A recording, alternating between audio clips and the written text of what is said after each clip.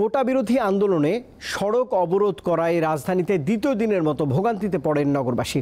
ঘণ্টার পর ঘণ্টা বসে থাকার পর হেঁটেই গন্তব্যে রওনা হন অনেকেই। ভোগান্তিতে পড়ে ক্ষোভ প্রকাশ করেন তারা। আন্দোলনকারীরা জানিয়েছেন মঙ্গলবার ঢাকায় কর্মসূচি থাকবে না। সরকারি চাকরিতে কোটা পদ্ধতি বাতিলের দাবিতে কয়েকদিন ধরে আন্দোলন করছেন শিক্ষার্থীরা। সড়ক অবরোধ করায় যানজটে নাকাল হয়ে পড়েছে পুরো রাজধানী। রবিবারের মতো সোমবারও শাহবাগ, সায়েন্স ল্যাব ও ফার্মগেট সহ বিভিন্ন সড়কের সিগন্যাল ব্যারিকেড দিয়ে আটকে রাখে শিক্ষার্থীরা। এতে আটকা পড়ে শত শত গাড়ি, সৃষ্টি হয় তীব্র যানজট। অ্যাম্বুলেন্স ও রোগীবাহী গাড়ি ছেড়ে দিলেও যানজটে তার প্রভাব পড়েনি। দীর্ঘ সময় বসে থাকার পর যাত্রীরা গাড়ি থেকে নেমে পায়ে হেঁটে গন্তব্যে রওনা হন। গাড়িতে তখন বসা ছিলাম, মিনিমাম 1.5 ঘন্টা বসা ছিলাম।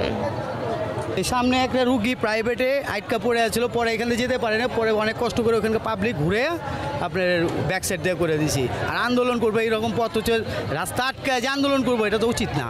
রাজধানীতে রাস্তা ছেড়ে ফুটপাতে হেঁটে যাওয়ারও সুযোগ কম।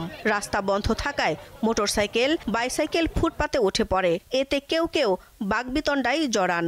ফুটপাতে উঠি নাই, আমি আসলে এদিক দিয়ে যাচ্ছিলাম, তো পরে রাস্তা বন্ধ হয়ে গেছে।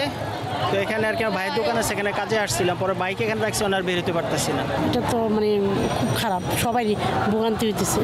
যানবাহন চালকরাও পড়েন বিপাকে। তারা চান সরকার দ্রুত শিক্ষার্থীদের সঙ্গে আলোচনার মাধ্যমে সমস্যা সমাধান করুক।